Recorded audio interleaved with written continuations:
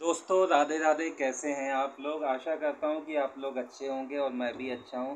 दोस्तों, चैनल पर पहली बार आएँ तो चैनल को सब्सक्राइब कर दें और बेल आइकन का बटन दबाना ना भूलें, ताकि मेरी आने वाली नई वीडियो की नोटिफिकेशन आप तक पहुंच सके। और हाँ, आप लोग मुझे इंस्टाग्राम पर भी फॉलो करें, वहां पर मैं आपके सभी सवालों का जवाब देता हूँ। तो आइए वीडियो को शुरू करते हैं। आज गीता का प्रथम अध्याय मैं पढ़ रहा हूँ, तो आशा करता हूँ कि आप लोगों को पसंद आएगा।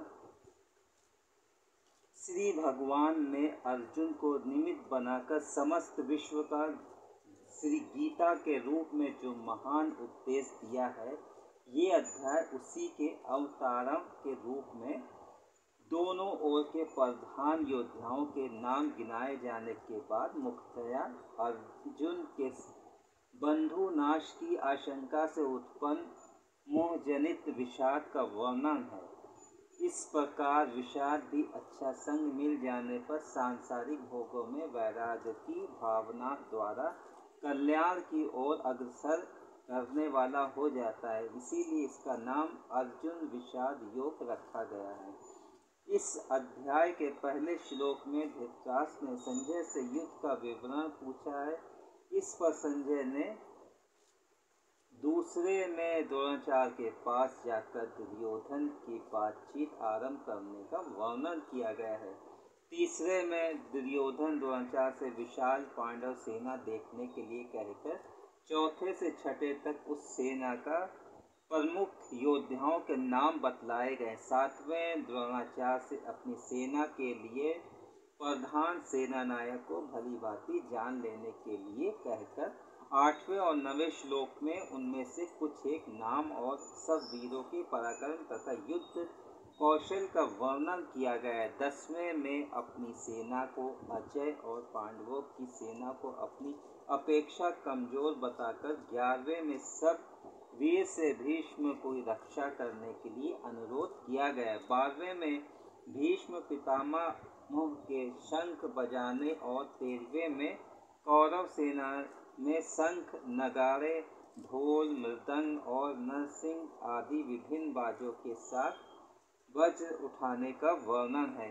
14वें से लेकर 18वें क्रमशः भगवान श्री कृष्ण, अर्जुन, भीमसेन, युधिष्ठिर, नकुल, सहदेव तथा पांडव सेना के अन्याय समस्त विशिष्ट योद्धाओं के द्वारा अपने अपने शंख बजाए जाने और 19वें में उस शंख ध्वनि के भयंकर शब्द से आकाश और पृथ्वी के गूंजने तथा दुर्योधन आदि के व्यथित होने का वर्णन है। 20वें और 21वें धृतराष्ट्र पुत्रों का युद्ध के लिए तैयार देखकर अर्जुन ने श्रीकृष्ण से अपना रथ सेनाओं के बीच में ले चलने के लिए कहा और 22वें तथा 23वें सारी सेनाओं को भली भांति देख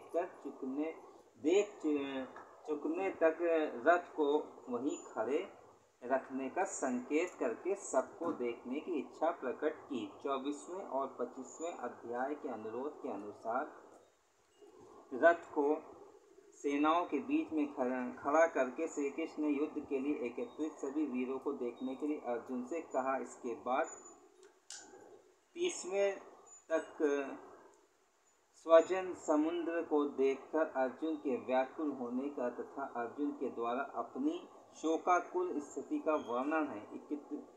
31वें श्लोक में युद्ध के विपरीत परिणाम की बात कहकर 32वें और 33वें श्लोक में अर्जुन विजय और राज्य मुख न चाहने की युक्तिपूर्ण दलील दी है। 34वें और 35वें आचार्यों द्वारा स्वजन का वर्णन करके अर्जुन ने मुझे मार डालने पर भी अथवा 3 लोगों के राज्य के लिए भी इन आचार्यों और पिता पुत्र आदि आत्म स्वजन को मारना नहीं चाहता, ऐसा कहकर 36वें और 37वें दुर्योधन स्वजन के आतय होने पर उन्हें मारने में पाप की प्राप्ति और सुख तथा प्रसन्नता का अभाव बतलाया। 38वें तथा 39वें कुल के नाश और मित्र दोष से होने वाले पाप से बचने के लिए युद्ध न करना उचित बताकर 40वें व 44वें कुल नाश से उत्पन्न होने वाले दोषों को विस्तार पूर्वक वर्णन किया है। 45वें और 46वें राज्य और सुखदायक लाभ से स्वजन को मारने के लिए हुई युद्ध की तैयारी, महान पापों को आरंभ बतलाकर शोक प्रकाश करते हुए अर्जुन ने दुर्योधन के द्वारा अपने मारे जाने का श्रेय बतलाया और अंत में 47वें श्लोक में युद्ध न करने का निश्चय करके शोकानिग्ध